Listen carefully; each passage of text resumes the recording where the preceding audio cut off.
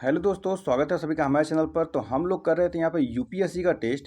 तो देखिए, यूपीएससी के टेस्ट में एक पार्ट हुआ था जिसमें कुछ वॉइस प्रॉब्लम हो गया था, तो हम लोग क्वेश्चन नंबर 23 तक किए थे। आज उसके आगे करने वाले हैं, तो बिना समय गंवाए शुरू करेंगे हम लोग क्वेश्चन नंबर 24 से। तो चलिए, जितने भी लोग हैं तैयारी करने वाले, सभी लोग जुड़ जाइए और अपने दोस्तों में शेयर करिए। जो भी इस एग्जाम की तैयारी करते हैं, कोई भी अगर यूपीएससी पीसीएस किसी की भी तैयारी करता है तो इस वीडियो को देख सकता है। तो चलिए शुरुआत करेंगे। क्वेश्चन नंबर 24 है कि हाल ही में रामसर कन्वेंशन के तहत 5 आर्द्र भूमियों के को अंतर्राष्ट्रीय महत्व की आर्द्र भूमियों की वैश्विक सूची में शामिल किया गया है। इस संदर्भ में निम्नलिखित कथनों पर विचार कीजिए। पहला है कि यह कर्नाटक में अवस्थित इस आर्द्र भूमि का निर्माण पश्चिम की ओर प्रवाहित होने वाली अघनाशिनी नदी और अरब सागर के संगम पर होता है। वही दूसरा है कि इसे स्थानीय रूप से गजनी चावल के खेतों के रूप में जाना जाता है। इसमें एक और ऑप्शन है तीसरा, ये रहा है कि यह धान के खेतों में पारंपरिक मछली पालन के लिए भी लोकप्रिय है। बताना है कि उपर्युक्त कथन निम्नलिखित में से किस रामसर स्थल का सर्वोत्तम रूप से वर्णन करता है। शरावती ज्वारनदमुख या अगनाशिनी ज्वारनदमुख, या तो मगधी केरे कंजर्वेशन रिजर्व, या तो अंक समुद्र पक्षी संरक्षण रिजर्व। किसी का नाम सुना है इसमें से? थोड़ा हार्ड लग रहा होगा आपको। चलिए यहाँ पर देखिए, ये क्वेश्चन है, क्वेश्चन नंबर 24। तो कह रहा है इसमें कि यह कर्नाटक में अवस्थित है। इस आर्द्र भूमि का निर्माण पश्चिम की ओर प्रभावित होने वाली अघनाशिनी नदी और अरब सागर के संगम पर होता है। अघनाशिनी, ठीक है, याद रखेंगे अघनाशिनी। तो ये हो जाएगा ऑप्शन नंबर बी, अघनाशिनी ज्वारनदमुख। ऑप्शन नंबर बी करेक्ट हो जाएगा, ठीक है। ये इसका एक क्लू था। क्वेश्चन नंबर 25 देखेंगे। चलिए, क्वेश्चन नंबर 25 है कि हाल ही में प्रधानमंत्री SASEC यानी ससेक कॉरिडोर कनेक्टिविटी के एक भाग के रूप में असम में कई परियोजनाओं की आधारशिला रखी। इस संदर्भ में निम्नलिखित कथनों पर विचार कीजिए। पहला है, सुरक्षा और अवैध आप्रवासन पर अंकुश लगाना SASEC के मुख्य फोकस क्षेत्रों में से एक है। वही दूसरा है कि सैसेक यानी कि SASEC के सभी सदस्य सार्क के सदस्य हैं। कौन सा कथन सही होगा? Question number 25। तो देखेंगे इसमें बांग्लादेश है, दूसरे में है, जो दूसरा वाला है। इसमें क्या है, बांग्लादेश, भूटान, भारत, मालदीव, म्यांमार, नेपाल, श्रीलंका है, लेकिन म्यांमार को छोड़कर, म्यांमार नहीं है इसमें। दूसरा कथन गलत हो जाएगा। पहला कथन इसमें देखेंगे, पहला कथन में कि कह रहा है कि सुरक्षा और अवैध अप्रवासन पर अंकुश लगाना ये मुख्य फोकस क्षेत्र में है। देखिए, दूसरा भी कथन, पहला भी कथन इसमें गलत हो जाएगा। इसका आर्थिक गलियारा विकास रणनीति पर है, ऊर्जा क्षेत्र की रणनीति पर है, व्यापारिक सुगमता, परिवहन क्षेत्र की रणनीति पर है, ठीक है। इसमें कुल 4 स्तंभ दिए गए थे। तो इसमें दूसरा भी कथन, पहला भी कथन गलत है, दूसरा भी कथन गलत है। ऑप्शन नंबर इसमें डी लगाएंगे कि 1 और 2 दोनों कथन गलत है, ठीक है। चलिए, अब आता है क्वेश्चन नंबर 26 आपके सामने। भारत में सरोगेसी नियमों के संदर्भ में निम्नलिखित कथनों पर विचार कीजिए। 25 से 35 वर्ष की आयु की अविवाहिता महिला परोपकारी सरोगेसी के उद्देश्य से सरोगेट मां बन सकती है।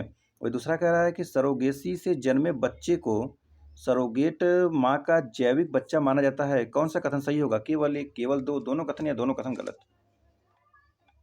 कौन सा सही होगा इसमें से? तो देखेंगे इसमें दोनों के दोनों कथन गलत है। पहला कथन क्यों गलत है? तो देखिए, वो केवल एक विवाहित, भले ही वह विधवा या तलाकशुदा हो महिला, जिसका अपना बच्चा हो और प्रत्यारोपण के दिन उसकी आयु 25 से 35 वर्ष के बीच हो, वैसे वही सही सरोगेट माँ बन सकती है। कोई भी महिला अपने जीवन काल में एक से अधिक बार सरोगेट माँ नहीं बन सकती है, ठीक है। तो पहला कथन गलत हो जाएगा। और दूसरा कथन कह रहा है कि सरोगेसी में जन्मे बच्चों को सरोगेट माँ का जैविक बच्चा माना जाता है। कथन गलत है, क्योंकि सरोगेसी से जन्मे बच्चे को इच्छुक दंपति या इच्छुक महिला का जैविक बच्चा माना जाता है, ठीक है। जो इच्छुक होते हैं वही ना सरोगेसी करवाते हैं। तो दोनों कथन गलत है। ऑप्शन नंबर डी लगा देंगे इसमें। चलिए, क्वेश्चन नंबर 27 आपके सामने आता है, आपको दिख रहा होगा, यहाँ पर छोटा करता हूँ और इसको, ठीक है। क्वेश्चन नंबर 27 है, निम्नलिखित में से कौन सा एक संहत नगरीय बस्तियों का सर्वश्रेष्ठ वर्णन करता है? पहला है मकान एक दूसरे के समीप होते हैं जिससे एक गुच्छित या एक केंद्रीय बिंदु का निर्माण होता है। वही दूसरा इसमें जो सामुदायिक भावना को बढ़ावा देते हैं और सामाजिक संपर्क को सुविधाजनक बनाते हैं। दूसरा ऑप्शन है मकान विस्तृत क्षेत्र में प्रायः कृषि भूदृश्य में फैले होते हैं और व्यक्तिगत घरों को अधिक गोपनीयता और पर्सनल स्पेस प्रदान करते हैं। तीसरा है इमारतों के बीच की दूरी अत्यंत कम होने के साथ उच्च जनसंख्या घनत्व सेवाओं बाजारों और सुविधाओं तक आसान पहुंच की सुविधा प्रदान करते हैं। और ऑप्शन इसमें चौथा देखेंगे इमारतें दूर दूर तक फैली हुई होती हैं जिनमें कम घनत्व और एकल परिवार वाले मकान होते हैं तथा इनमें भूमि के बड़े भूखंड होते हुए हैं जो निवासियों को अधिक समय स्थान और उपनगरीय जीवन शैली प्रदान करते हैं। कौन सा इसमें सही होगा? Question number 27। तो थोड़ा ये टफ लग रहा होगा आपको, लेकिन इसमें हो जाएगा आपका ऑप्शन नंबर सी करेक्ट हो जाएगा। इमारतों के बीच दूरी अत्यंत कम होने के साथ उच्च जनसंख्या घनत्व सेवाओं बाजारों और सुविधाओं तक आसान पहुंच की सुविधा प्रदान करते हैं। ऑप्शन नंबर डी हो जाएगा, सी हो जाएगा। ठीक है, ऑप्शन नंबर सी करेक्ट हो जाएगा। चलिए नेक्स्ट देखेंगे, क्वेश्चन नंबर 28 देखेंगे। इसमें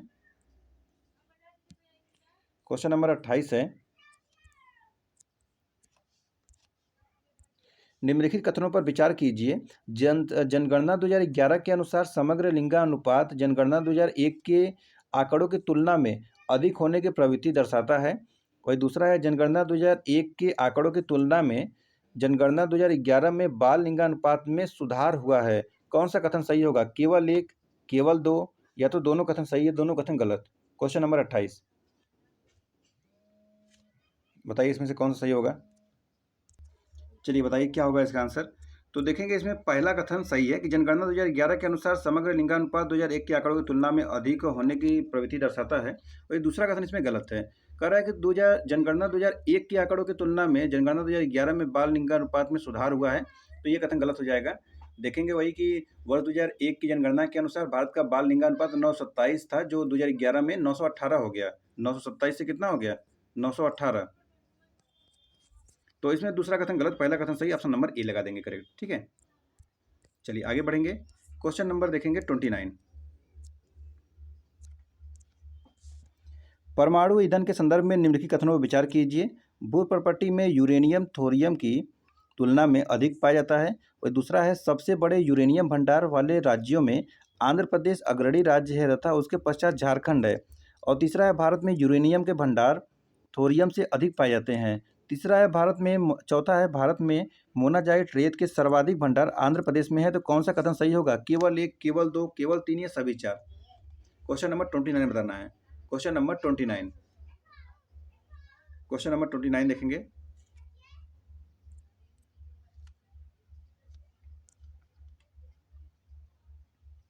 तो देखेंगे भू प्रॉपर्टी में यूरेनियम थोरियम की तुलना में अधिक पाया जाता है। क्या यह कथन सही है?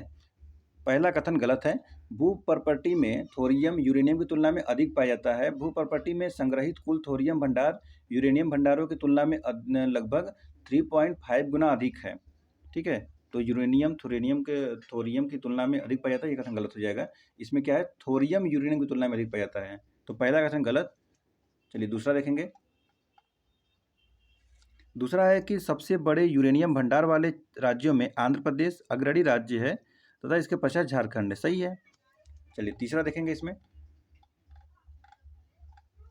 तीसरा कथन कह रहा है कि भारत में यूरेनियम के भंडार थोरियम से अधिक पाए जाते हैं। यहाँ पे यूरेनियम नहीं, थोरियम से अधिक नहीं है, थोरियम सबसे ज़्यादा है। तो तीसरा कथन गलत। चौथा है कि भारत में मोनाजाइट रेत के सर्वाधिक भंडार आंध्र प्रदेश में है। तो ये भी सही है। दो कथन सही, दो कथन गलत। ऑप्शन नंबर बी लगा देंगे। ठीक है, दो कथन सही है, दो कथन गलत है। ऑप्शन नंबर बी करेक्ट हो जाएगा। चलिए 30 देखेंगे। Question number 30। भारत में भू उपयोग संवर्गों में हुए परिवर्तन के संदर्भ में निम्नलिखित कथनों पर विचार कीजिए। पहला है 1950 और 2014 के बीच कुल भूमि क्षेत्र में वन क्षेत्र प्रतिशत में वृद्धि हुई है।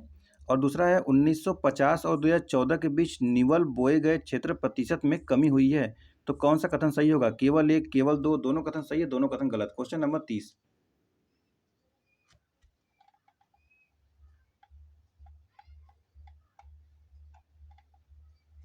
तो देखेंगे इसमें पहला कथन सही है, दूसरा कथन गलत है। वही एक हालिया रिपोर्ट परिघटना जो है जो कृषि प्रयोजनों के लिए कृषि योग्य बंजर भूमि के उपयोग के कारण घटित हुई है।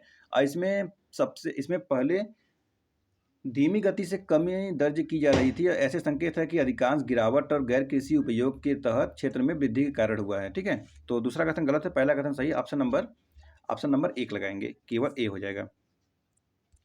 आगे बढ़ेंगे, क्वेश्चन नंबर 31। निम्नलिखित राज्यों पर विचार कीजिए। मध्य प्रदेश, छत्तीसगढ़, कर्नाटक, उड़ीसा उपयुक्त राज्यों में से कितने गोदावरी नदी के बेसिन के अंतर्गत आते हैं? केवल 1, केवल 2, केवल 3 या सभी 4? Question number 31। तो मध्य प्रदेश, छत्तीसगढ़, कर्नाटक, उड़ीसा सभी के सभी आते हैं। ऑप्शन नंबर डी लगा देंगे, आल है इसमें। ठीक है, ऑप्शन नंबर डी हो जाएगा इसमें। चलिए क्वेश्चन नंबर 31 देखेंगे। क्वेश्चन नंबर 31 नहीं, क्वेश्चन नंबर 32 ना। Question number 32।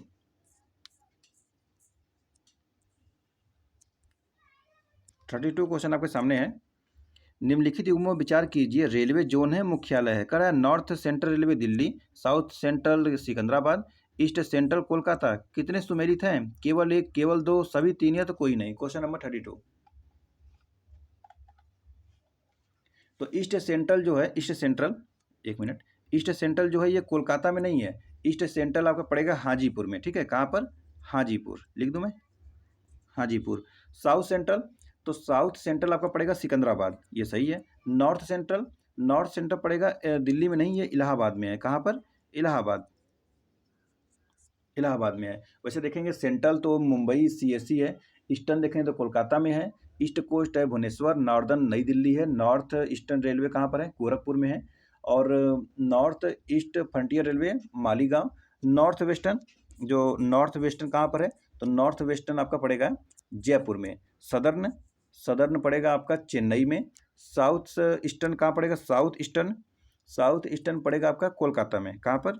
कोलकाता में। और साउथ वेस्टर्न, साउथ वेस्टर्न आपका पड़ेगा हुबली में। ठीक है, तो इसमें कितना हो जाएगा? तो इसमें सिर्फ एक ही कथन सही है, ऑप्शन नंबर ए लगा देंगे। कौन सा सही है? दूसरा वाला। चलिए 33 देखिए, क्वेश्चन नंबर 33। पत्तन के संदर्भ में निम्नलिखित कथनों में विचार कीजिए। पोर्ट ऑफ कॉल मूल रूप से मुख्य समुद्री मार्गों पर विश्राम केंद्र है, जहां जहाज़ों को ईंधन भरने, जल भरने तथा खाद्य सामग्री लेने के लिए लंगर डाला जाता है। वही दूसरा है, पैकेट स्टेशन फेरी पत्तन है जो जलीय क्षेत्रों के आर पार डाक तथा यात्रियों के परिवहन से जुड़े होते हैं। तीसरा है, अंतरपो पत्तन एकत्रण के रूप में कार्य करते हैं, जहां विभिन्न देशों से निर्यात हुए वस्तुएं लाई जाती हैं। तो कौन सा कथन सही होगा? ऑप्शन देख लीजिए नीचे, ऑप्शन है 1 और 2, 1 और 3, 2 और 3, या तो 1, 2 और 3। चलिए बताइए, क्वेश्चन नंबर 33। क्वेश्चन नंबर 33 का आंसर करेंगे।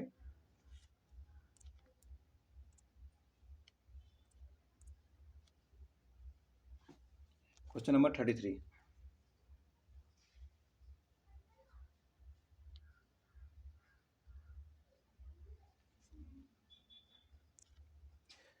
पहला कथन सही है, दूसरा भी सही है, तीसरा भी सही है, सभी के सभी कथन सही है। तो question number option number D लगाएंगे, आल इज करेक्ट हो जाएगा। ठीक है, ऑप्शन नंबर डी लगा देंगे। चलिए क्वेश्चन नंबर 34 देखिए।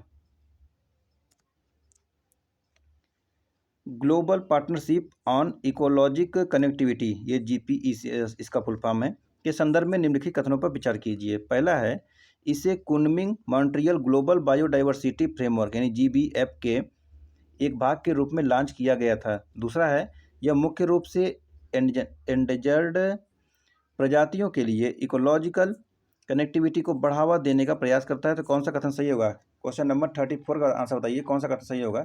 केवल 1, केवल 2, या दोनों कथन, या दोनों कथन गलत? तो पहला देखेंगे, वन्य जीवों को प्रवासी प्रजातियों के संरक्षण पर कन्वेंशन के पक्षकारों की 14वीं बैठक को उज्बेकिस्तान के समरकंद में आयोजित किया गया है। ठीक है, और इस बैठक के दौरान ग्लोबल पार्टनरशिप और ऑन इकोलॉजिकल कनेक्टिविटी को लॉन्च किया गया है। Global partnership on ecological connectivity. ठीक है, क्या हो जाएगा उसका? GPEC, न कि GBF। पहला कथन गलत। दूसरा कथन देखेंगे, इसमें कह रहा है कि यह मुख्य रूप से एंजेंडर्ड प्रजातियों के लिए इकोलॉजिकल कनेक्टिविटी को बढ़ावा देने के प्रयास करता है। तो दूसरा भी कथन गलत हो जाएगा। ये लिस्ट कंसर्न में है, ठीक है, लिस्ट कंसर्न में है, तो जो एनजेंडर नहीं है, सिर्फ प्रासंगिक है। तो दूसरा भी कथन गलत हो जाएगा, ऑप्शन नंबर डी करेक्ट हो जाएगा, ठीक है, ऑप्शन नंबर डी करेक्ट हो जाएगा। दोनों के दोनों कथन गलत हैं। चलिए आगे बढ़ेंगे। क्वेश्चन नंबर 35, निम्नलिखित युग्मों पर विचार कीजिए। खनिज खदान और संबंध स्थल है। अभ्रक नेल्लौर, बक्साइट कोरापुट, लौह अयस्क मयूरभंज। कौन सा कथन सही होगा? केवल एक, केवल दो, सभी तीन, या तो कोई भी नहीं? सभी सही है, ऑप्शन नंबर सी लगा देंगे, ठीक है, सभी सही है, ऑप्शन नंबर सी लगा देंगे। क्वेश्चन नंबर 35 का ऑप्शन नंबर सी करेक्ट हो जाएगा। चलिए क्वेश्चन नंबर 36, गर्म एवं आर्द्र भूमध्य रेखीय जलवायु के संदर्भ में निम्नलिखित कथनों पर विचार कीजिए।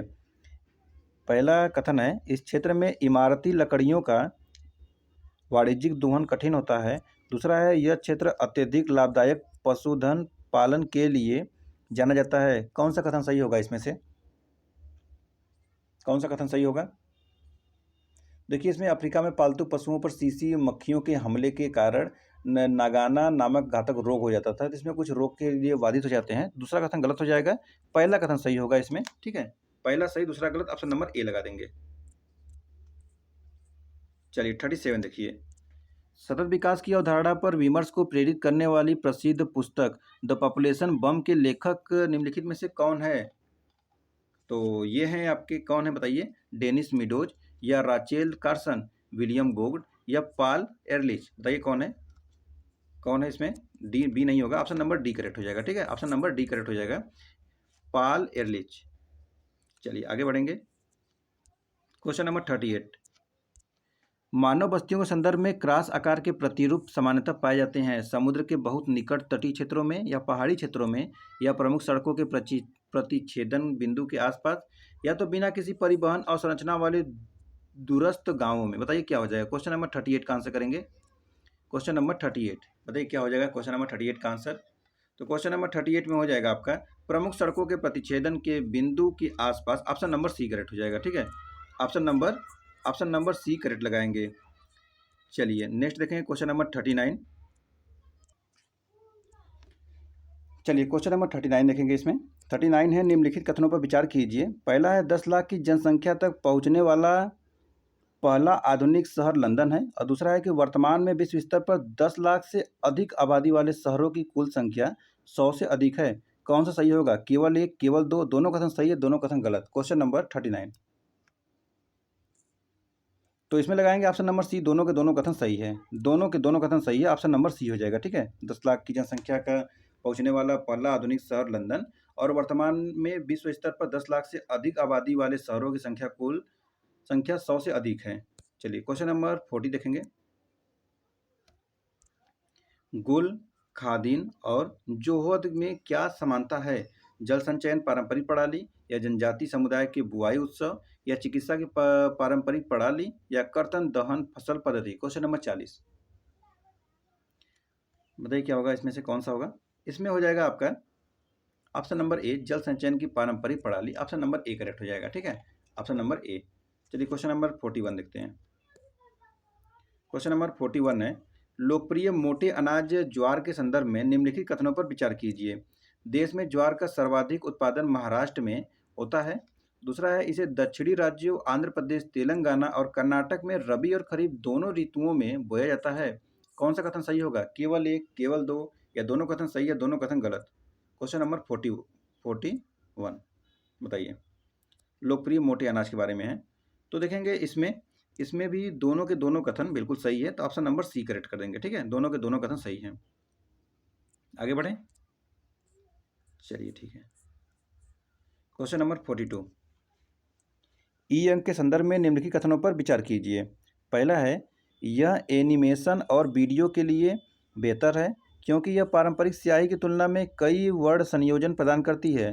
दूसरा है, यह ओलेड के समान अपनी स्वयं की रोशनी उत्पन्न कर सकती है तथा यह बैकलाइट पर निर्भर नहीं होती है, जिसका उपयोग एलसीडी और एलईडी डिस्प्ले में किया जाता है। ठीक है, इसमें बताना है कौन सा कथन सही होगा। केवल एक, केवल दो, दोनों कथन सही है, दोनों कथन गलत। चलिए ऑप्शन आपको दिख गया है, अब इसका आंसर करिए।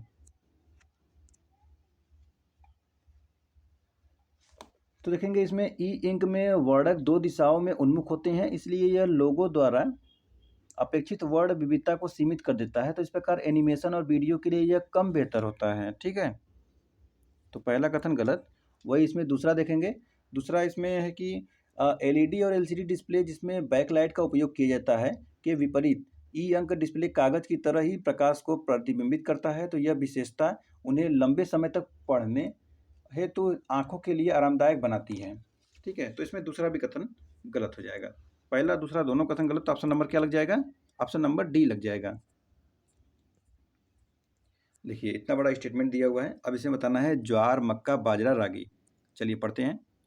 क्वेश्चन नंबर 43 कह रहा है कि यह भारत के पश्चिम तथा उत्तर पश्चिम भागों में गर्म तथा शुष्क जलवायु में बोया जाता है।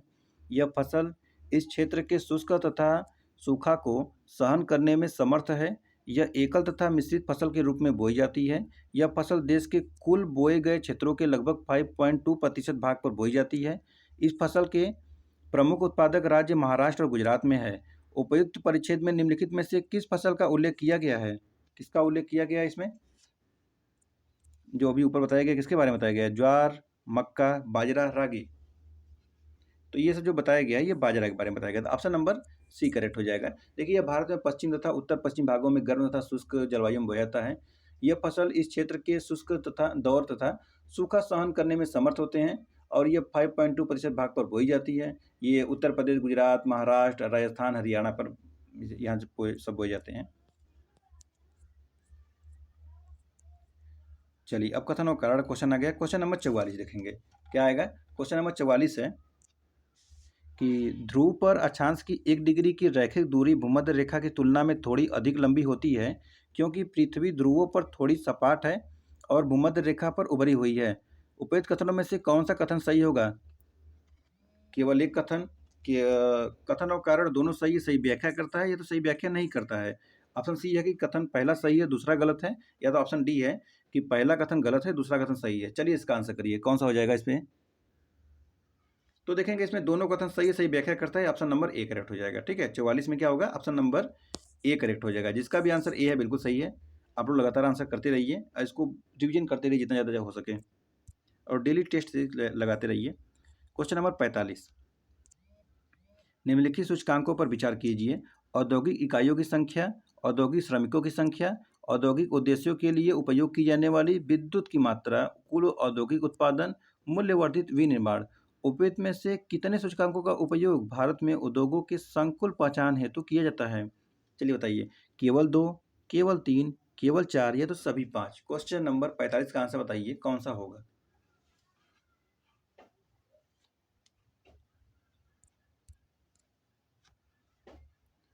तो देखेंगे यहाँ पर इसमें आएगा आपका औद्योगिक इकाइयों की संख्या आएगा, औद्योगिक श्रमिकों की संख्या आएगा, औद्योगिक उद्देश्यों के लिए उपयोग की जाने वाली विद्युत की मात्रा आएगा, कुल औद्योगिक उत्पादन भी आएगा, मूल्यवर्धित विनिर्माण भी आएगा। ऑप्शन नंबर डी लगाएंगे सभी, यानी पांचों के पांचों करेक्ट है। ठीक है, चलिए आगे बढ़ेंगे। क्वेश्चन नंबर 46 आपके सामने है। निम्नलिखित भारतीय भाषा परिवारों को देसी भाषा बोलने वालों की संख्या के आधार पर घटते क्रम में व्यवस्थित कीजिए। इंडो आर्यन, द्रविड़, आस्ट्रिक, चीनी, तिब्बती। बताइए सबसे ज़्यादा कौन सी भाषा बोली जाती है? तो सबसे ज़्यादा इंडो आर्यन, उसके बाद द्रविड़, आस्ट्रिक, फिर चीनी, तिब्बती। 1 2 3 4 ऑप्शन नंबर ए करेक्ट हो जाएगा। ठीक है, 1 2 3 4 ऑप्शन नंबर ए करेक्ट हो जाएगा। चलिए आगे बढ़ेंगे। क्वेश्चन नंबर 47 देखेंगे अब।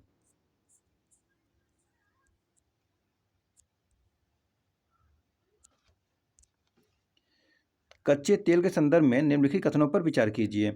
पहला है सौर क्रूड ऑयल में सल्फर अशुद्धियाँ उच्च मात्रा में होती हैं। इसका निष्कर्षण आसान होता है तथा इसमें दक्षतापूर्वक उच्च गुणवत्ता वाली गैसोलीन प्राप्त की जाती है। और दूसरा है स्वीट क्रूड ऑयल में सल्फर 0.5% की मात्रा बहुत कम होती है, जिसे गैस और पेट्रोलियम उत्पादों में प्रसंस्कृत करने से पहले हटाने की आवश्यकता होती है। कौन सा कथन सही होगा इसमें से? केवल एक, केवल दो? दोनों कथन सही है, दोनों कथन गलत।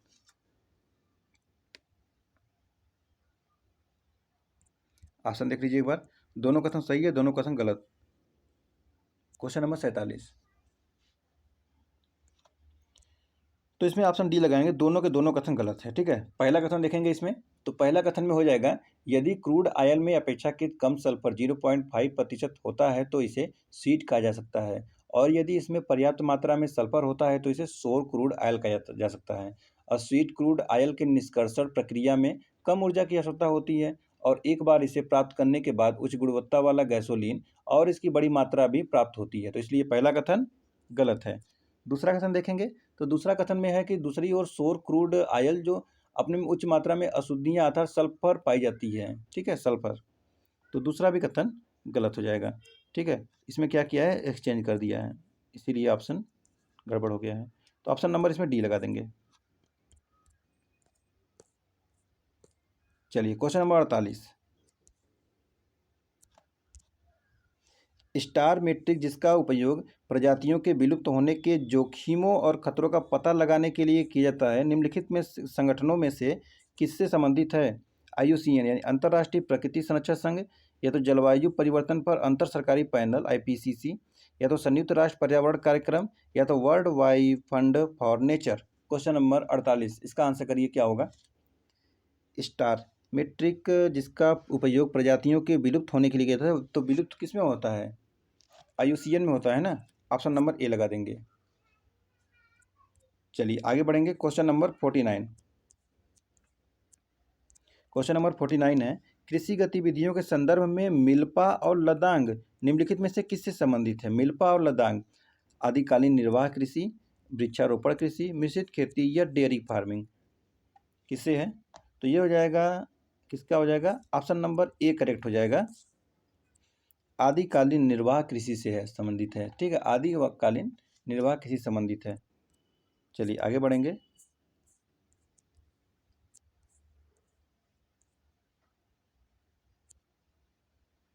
चलिए क्वेश्चन नंबर 50 देखेंगे। निम्नलिखित कथनों पर विचार कीजिए, पूर्वी और दक्षिणी एशिया और पूर्वी अफ्रीका उच्च जनसंख्या घनत्व प्रदर्शित करते हैं।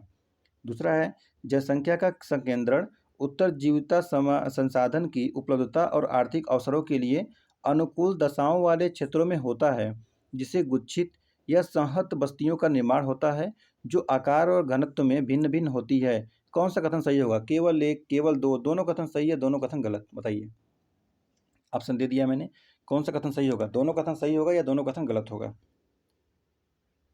इसमें भी दोनों कथन सही है, ऑप्शन नंबर सी लगाएंगे, दोनों के दोनों कथन सही है। ठीक है, ऑप्शन नंबर सी करेक्ट हो जाएगा। चलिए क्वेश्चन नंबर 51 देखिए,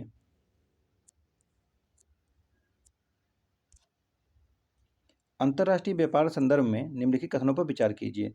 पहला है, विश्व व्यापार संगठन का गठन प्रशुल्क एवं व्यापार पर सामान्य समझौते गैट को प्रतिस्थापित करके किया गया है। और दूसरा है, केरल अब अरब प्रायद्वीप के तेल उत्पादक देश ही ओपेक यानी पेट्रोलियम निर्यातक देशों के संगठन की सदस्यता के पात्र है। कौन सा कथन सही होगा? केवल एक, केवल दो, या तो दोनों कथन सही है या तो दोनों कथन गलत है? बताइए कौन सा इसमें सही होगा? तो इसमें विश्व व्यापार संगठन का गठन प्रशुल्क एवं व्यापार सामान्य समझौते गैट को प्रतिस्थापित करने के लिए किया गया था, सही बात है। और दूसरा है कि केवल, यहाँ पर ध्यान दीजिएगा, केवल दिया है, केवल अरब प्रायद्वीप के तेल उत्पादक देश ही ओपेक पेट्रोलियम निर्यातक देशों के संगठन की सदस्यता के लिए पात्र हैं। तो इसमें दूसरा कथन गलत हो जाएगा। देखेंगे, पेट्रोलियम उद्योग में निवेश करने वालों को पूंजी पर उचित रिटर्न प्राप्ति की सुनिश्चित करती है, और पेट्रोलियम खपत करने वाले देशों को पेट्रोलियम दक्ष और आर्थिक निर्यात नियमित आपूर्ति करना है। और पेट्रोलियम उत्पादक देशों के लिए उचित और स्थिर कीमतें सुनिश्चित करने के लिए सदस्य देशों के बीच पेट्रोलियम नीतियों का समन्वय एकीकरण करना है। तो केवल अरब सागर का नहीं, बल्कि जो जो सदस्य हैं उनके लिए होगा। ऑप्शन नंबर इसमें ए लगाएंगे। ठीक है, केवल एक सही है। चलिए क्वेश्चन नंबर 52 देखते हैं, कथन और कारण क्वेश्चन है। क्वेश्चन नंबर 52 देखेंगे, कह रहा है कि विस्तृत आधार और शीर्ष की ओर संकुचित होने वाले देश का जनसंख्या पिरामिड भावी आर्थिक समृद्धि की उच्च क्षमता का प्रतीक है, क्योंकि विस्तृत आधार जनसंख्या पिरामिड युवा जनसंख्या की एक बड़े प्रतिशत और पर्याप्त श्रम शक्ति को दर्शाता है। कौन सा कथन सही होगा? केवल एक, केवल दो, मतलब केवल एक केवल दो नहीं है, दोनों कथन सही है, सही व्याख्या करता है या तो सही व्याख्या नहीं करता है। और भी ऑप्शन देख लीजिए, ऑप्शन सी है, कथन पहला सही है दूसरा गलत है, ऑप्शन डी है, पहला गलत है दूसरा सही है। चलिए बताइए, क्वेश्चन नंबर 52। इसमें दोनों कथन सही है, सही व्याख्या करता है, ऑप्शन नंबर ए लगा देंगे। सही व्याख्या कर रहा है तो दोनों कथन सही है। ठीक है, चलिए बढ़ते हैं क्वेश्चन नंबर 53 की तरफ। इसमें आता है ऑप्शन केवल 1 केवल 2 का। पहला है, पहले तो यहाँ देखेंगे स्टेटमेंट इसका। संसद ने हाल ही में जल प्रदूषण की रोकथाम और नियंत्रण संशोधन अधिनियम 2024 पारित किया। इस संदर्भ में निम्नलिखित कथनों पर विचार कीजिए। पहला है, राज्य प्रदूषण नियंत्रण बोर्ड के अध्यक्ष के नामांकन की विधि और सेवा की शर्तें राज्य सरकार द्वारा निर्धारित की जाएंगी। और दूसरा है, यह अधिनियम 1974 के जल अधिनियम के प्रावधानों के किसी भी उल्लंघन के लिए सरकारी विभागों और मंत्रालयों को छूट प्रदान करता है। तीसरा है, अधिनियम केंद्र सरकार को अधिनियम के तहत दंड निर्धारित करने के लिए एडजुडिकेटिंग अधिकारी नियुक्त करने की अनुमति देता है और इसके आदेश के विरुद्ध किसी भी उच्च न्यायालय के समक्ष अपील की जा सकती है। कौन सा कथन सही होगा, मतलब कितने कथन सही है, इसमें बताना है कितने कथन सही हैं इसमें से। क्वेश्चन नंबर 53 में पूछ रहा है कितने कथन सही है, देख लीजिए। केवल 1, केवल 2, सभी 3 है तो कोई भी नहीं।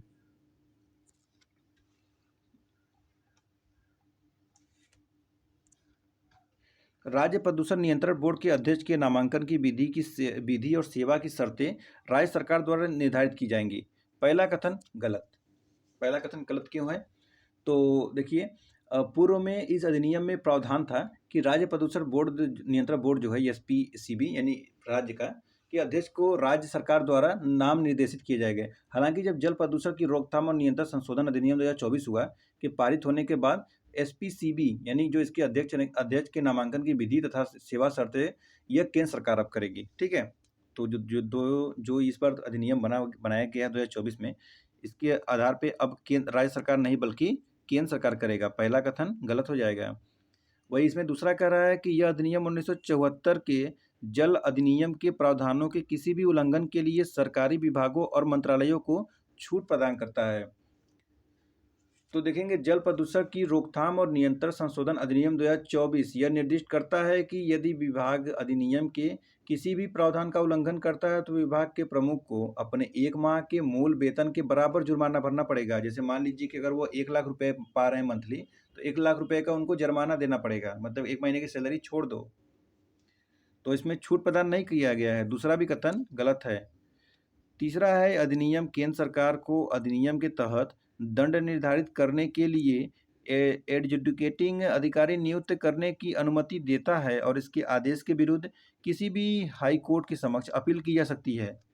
तो क्या अपील की जा सकती है? यह अधिनियम केंद्र सरकार को अधिनियमित के तहत दंड निर्धारित करने के लिए एडजुडिकेटिंग अधिकारी नियुक्त करने की अनुमति देता है। लगाए गए जुर्माना का 10% जमा करने के बाद एडजुकेटिंग अधिकारी द्वारा पारित किए गए आदेशों के विरुद्ध राष्ट्रीय हरित न्यायाधिकरण के समक्ष अपील की जा सकती है। ठीक है, किसके पास? राष्ट्रीय एनजीटी, राष्ट्रीय हरित न्यायाधिकरण। ओके, तो तीसरा भी कथन गलत हो गया, हाई कोर्ट नहीं जाएगा, यानी कि इसमें तो कोई भी कथन सही नहीं हुआ ना, तो ऑप्शन नंबर डी लगा देंगे, कोई भी कथन सही नहीं है। चलिए अब देखते हैं क्वेश्चन नंबर 54 क्या है। यह मानव प्रजाति तथा मानव प्रजाति उन व्यक्तियों के से संबंध है जिनकी त्वचा का रंग गोरा, सीधे या लहराते बाल और पतली मुखाकृति होती है। इसे मूलतः श्वेत प्रजाति के रूप में वर्णित किया जाता है। यह ऐतिहासिक रूप से यूरोपीय एवं पश्चिमी एशियाई आबादी से संबंध है। उपयुक्त परिच्छेद में निम्नलिखित में से किस मानव प्रजाति का वर्णन किया जा रहा है? मंगोलायड, काकेसाइड, कैपायड या निग्रोइड। क्वेश्चन नंबर 54, इसका आंसर बताइए क्या होगा। तो क्वेश्चन नंबर 54 में हो जाएगा काकेसाइड, ऑप्शन नंबर बी काकेसाइड। देखेंगे काकेसाइड की जो उत्पत्ति है इसे मूलतः श्वेत प्रजाति के रूप में वर्णित किया जाता है। यह ऐतिहासिक रूप से यूरोपीय एवं पश्चिमी एशियाई आबादी संबंधित है। इनकी जो विशेषताएं देखेंगे तो इनकी जो त्वचा का रंग गोरा, सीधे या लहराते बाल, पुतली मुखर्ती होते हैं। ठीक है, चलिए क्वेश्चन नंबर 55 देखेंगे। क्वेश्चन नंबर 55 आपको दिख रहा है, क्रा जल संधि, क्रा स्थल संधि निम्नलिखित में से किस प्रायद्वीप का भाग है? इबेरियन, मलय, भारतीय या अरबी। तो ये हो जाएगा मलय, ऑप्शन नंबर बी हो जाएगा मलय। तो स्थल संधि भूमि की एक संकीर्ण पट्टी होती है जो दो बड़े भूभागों को जोड़ती है। दो जल निकायों को अलग करती है। थाईलैंड में स्थित यह क्रा जल संधि है। ठीक है, थाईलैंड अगर ऐसे है ना, तो थाईलैंड को बीच से काट कर क्रा जल संधि निकालना चाहता है चीन, ताकि वो एक और रास्ता बना सके। चलिए क्वेश्चन नंबर 56 देखेंगे।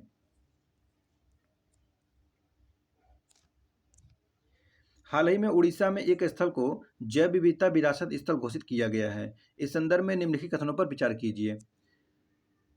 यह उड़ीसा के सबसे दक्षिणी क्षेत्र कोरापुट जिले में स्थित है और पूर्वी घाट का एक हिस्सा है। दूसरा है, अपने पवित्र उपवनों के कारण इसका अत्यधिक सांस्कृतिक महत्व है। तीसरा है, यह भगवान शिव के प्राकृतिक चूना पत्थर गुफा मंदिर के निकट स्थित है। बताना क्या है, उपयुक्त कथनों में से निम्नलिखित में से किस जैव विविधता विरासत स्थल का सर्वोत्तम वर्णन किया गया है? किसका वर्णन किया गया है? मंदसरू पहाड़ियाँ, महेंद्रगिरी पहाड़ियाँ, गंधमर्दन पहाड़ियाँ या गुप्तेश्वर वन? किसका किया गया है? इसमें ऑप्शन डी लगाएंगे, गुप्तेश्वर वन का किया गया है। ठीक है, गुप्तेश्वर वन। देखिए, हाल ही में उड़ीसा के कोरापुट जिले में गुप्तेश्वर वन को राज्य का चौथा जैव विविधता विरासत स्थल BHS क्या हो जाएगा इसका? विविधता विरासत स्थल का इसमें BHS घोषित किया गया है। यह 350 कितना 350 हेक्टेयर सीमांकित क्षेत्र में फैला हुआ है और गुप्तेश्वर मंदिर है, एक प्राकृतिक चूना पत्थर गुफा मंदिर के निकट स्थित है। यह उड़ीसा के सबसे दक्षिणी क्षेत्र और पूर्वी घाट के एक हिस्से में है।